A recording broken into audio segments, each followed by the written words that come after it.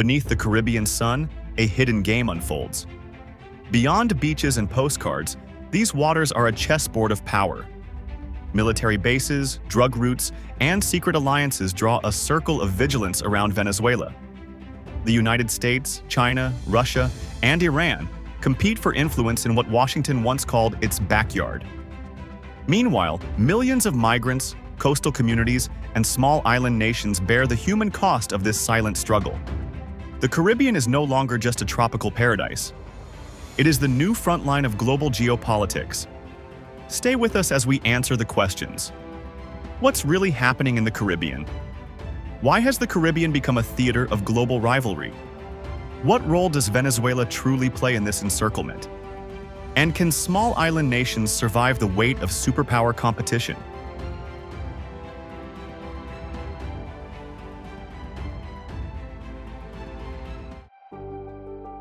The Caribbean chessboard.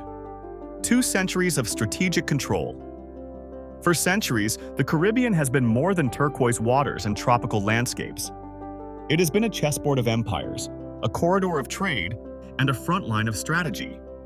Since the colonial era, whoever controlled the Caribbean controlled the lifelines of the Americas. In 1823, the United States proclaimed the Monroe Doctrine, warning European powers to stay out of the region. From that moment, the Caribbean became America's backyard, and Washington invested heavily in defending it. This doctrine materialized throughout the 20th century through a strategic network of military installations that persists today. The U.S. Navy established a permanent foothold in Guantanamo Bay, Cuba, a base that remains one of the most sensitive and strategic outposts in the hemisphere. In Puerto Rico, installations such as Fort Buchanan, the Muniz Air Base, and Coast Guard stations provide a forward line for operations against drug trafficking and for humanitarian response. The Dominican Republic, while not hosting a permanent American base, plays a key role through cooperative agreements and joint security operations. Meanwhile, on the Dutch islands of Aruba and Curaçao, U.S. aircraft operate from forward operating locations to track and interdict narcotics shipments moving through the Caribbean corridor. Overseeing this vast theater is the U.S. Southern Command, SOUTHCOM, headquartered in Miami. Southcom coordinates military, naval, and intelligence efforts across Latin America and the Caribbean, ensuring that Washington can respond quickly to crises, whether they are natural disasters, political instability, or the activities of transnational cartels. This historical network of bases, partnerships, and command structures reflects one enduring reality. The Caribbean is not just a sea of islands. It is a security shield, vital to U.S. national interests and the foundation for today's strategic encirclement.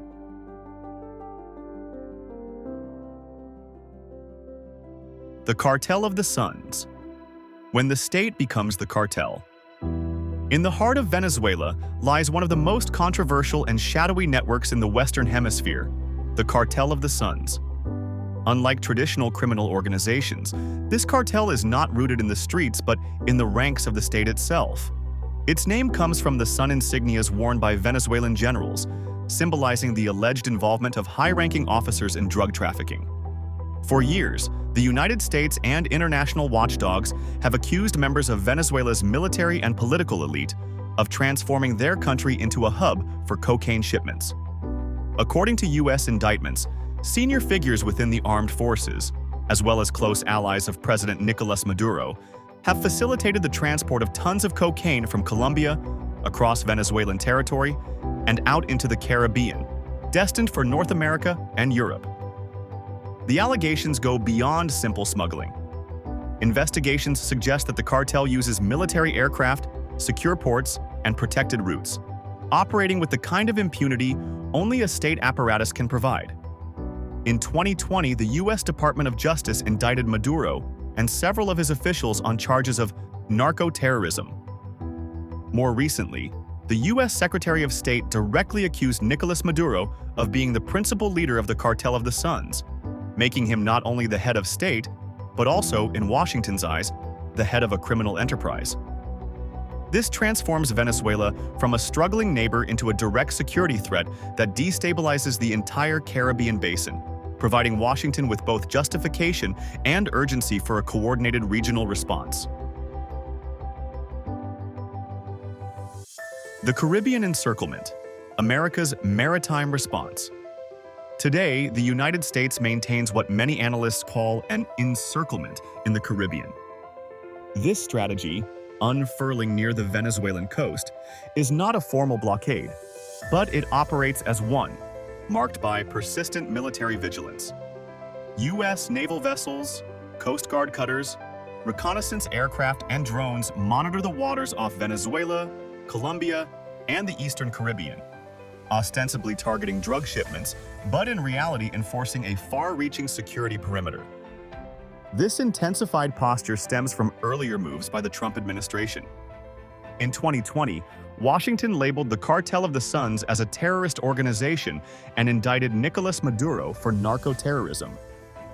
Crucially, as of August 7, 2025, U.S. authorities have doubled the reward for information leading to Maduro's arrest to $50 million, citing his leadership of the cartel and collaboration with groups like Tren de Aragua and the Sinaloa Cartel.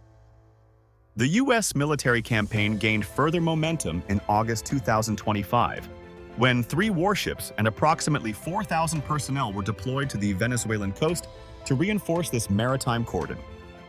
Under Joint Task Force South, missions are coordinated with regional allies, Colombia, the Dominican Republic, Aruba, and Curaçao, highlighting the strategy's dual nature of interdiction and geopolitical signaling. In essence, the Caribbean has become a maritime chessboard. Every patrol and warship functions as both barrier and message. Strategic interests. Why the Caribbean matters. Beyond the headlines of drug trafficking, the U.S. presence in the Caribbean is about something larger. Strategic interests that define national security and global influence. First, the region is a critical maritime corridor. Nearly half of U.S. imports and exports cross the Caribbean Sea, and the Panama Canal remains one of the most vital choke points of world trade. Whoever controls these waters protects the arteries of global commerce. Second, the Caribbean holds an energy dimension. Venezuela possesses the largest proven oil reserves in the world. While its production has declined, the potential to restore output and to sell it to rivals like China remains a direct concern for Washington. Control of energy flows, whether oil from Venezuela or liquefied natural gas routes from Trinidad and Tobago, shapes U.S. engagement. Third, the Caribbean is a buffer zone against geopolitical adversaries. Russia, China, and Iran have all cultivated ties with Caracas, offering loans, weapons, and political support. For the U.S., allowing these actors to gain a foothold in the hemisphere would undermine 2 centuries of doctrine that see the Americas as a protected sphere. Finally, it is about regional stability. Migration, organized crime, and humanitarian crises spill across borders. For Washington, securing the Caribbean means containing chaos before it reaches American shores. In short, U.S. strategy here is not only about narcotics, it is about defending commerce, energy, and geopolitical balance, interests that make the Caribbean a frontline of 21st century power. Regional factors and diplomacy. The U.S. encirclement in the Caribbean is not only military, it is also diplomatic. Washington understands that without regional support, its pressure campaign would falter. In September 2025, Secretary of State Marco Rubio embarked on a high-profile tour of Latin America, beginning in Mexico City. There, he met with President Claudia Sheinbaum to create a high-level security group aimed at curbing fentanyl trafficking, arms smuggling, and illicit financial flows.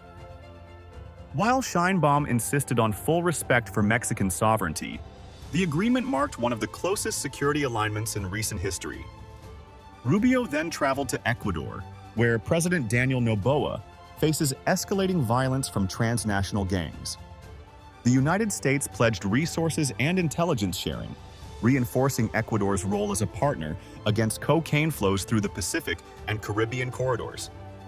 At the same time, the Dominican Republic, Colombia, and the Dutch Caribbean islands continue to serve as key nodes in this regional network. Through Joint Task Force South, U.S. forces integrate their operations with local militaries, blending hard power with cooperative diplomacy.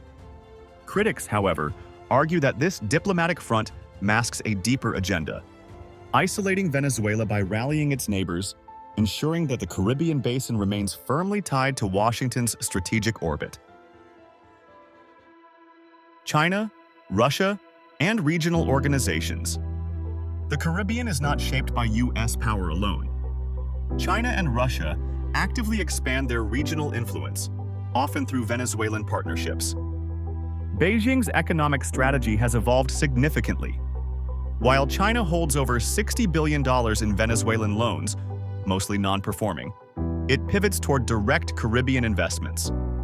In 2024 to 2025, Chinese firms secured port operations in Jamaica and Trinidad, while Barbados and Dominican Republic switched diplomatic recognition from Taipei to Beijing. These infrastructure projects, part of the Belt and Road Initiative, buy political leverage near American shores. Russia maintains symbolic military presence despite logistical limitations. Russian Tu-160 bombers periodically visit Venezuelan airfields, and military advisors remain in Caracas. Moscow's February 2025 announcement of renewed arms sales to Venezuela, though modest, signals that Washington's rivals operate freely in its hemisphere. Iranian tankers and Turkish trade agreements further complicate U.S. containment efforts. Regional organizations navigate carefully. CELAC, under Brazilian leadership, advocates dialogue while divisions persist. Caribbean nations dependent on Venezuelan oil, via the weakened Petrocarib program, clash with those seeking democratic solutions. CARICOM practices strategic hedging, accepting Chinese investments while maintaining U.S. security ties. Members like Grenada and St. Vincent court Beijing openly, while Jamaica and Barbados balance all powers. The February 2025 U.S. Caribbean Summit in Miami highlighted Washington's concern. Today's Caribbean exemplifies multipolar competition. Small nations maximize autonomy by playing giants against each other, transforming America's former backyard into a contested geopolitical arena. The social and human dimension. Behind the military maneuvers and diplomatic summits lies the human side of the Caribbean crisis. For millions, geopolitics is not an abstract debate. It is daily survival. Venezuela's collapse has created one of the largest migration waves in modern history. More than 8 million Venezuelans have left their country, many passing through Caribbean routes to seek refuge in Colombia, the Dominican Republic, Trinidad, and Tobago, or further north toward the United States. These flows strain local economies, overwhelm social services, and reshape the cultural fabric of small island nations. Drug trafficking adds another layer of suffering. Entire coastal communities in the Caribbean have become vulnerable to criminal networks that recruit young people, exploit fishermen, and flood local markets with violence. While the U.S. frames its operations as a war on drugs, for these communities it is about survival, escaping the grip of gangs and corruption. Humanitarian crises also deepen. Shortages of food, medicine, and electricity in Venezuela spill across borders, fueling resentment, but also solidarity among neighbors. Regional organizations and NGOs provide aid, but their resources are limited compared to the scale of need. Ultimately, the Caribbean conflict is not only about ships and cartels, it is about ordinary families caught in the crossfire of global power. Future scenarios. The Caribbean today stands at a crossroads, and its future will depend on choices made in the coming years. One scenario is escalation. With U.S. warships deployed, rewards placed on Nicolás Maduro, and the Cartel of the Suns branded a terrorist network, the risk of confrontation is real. Even a single clash at sea could ignite a wider crisis, pulling in regional allies and global rivals. Another path is containment. Washington could maintain its current posture, pressuring Caracas with patrols, sanctions, and diplomacy, while avoiding a direct military strike. This strategy relies on time, betting that Venezuela's internal crisis and mounting isolation will weaken the regime from within. Yet there is also the possibility of negotiation. Some Latin American governments and organizations like CARICOM continue to advocate dialogue, seeking a political settlement that avoids bloodshed and preserves regional stability. What is certain is that the Caribbean will remain a theater of global competition. China and Russia will not easily surrender influence, and the United States cannot afford to look away. For the peoples of the region, the challenge is clear: to navigate between great powers while safeguarding their own sovereignty, stability, and future. Thank you for joining us on this journey. Leave your reflections below, subscribe to the Geography channel for more geopolitical explorations, and share this video to expand the discussion. See you next time in our ongoing journey through history, power, and place.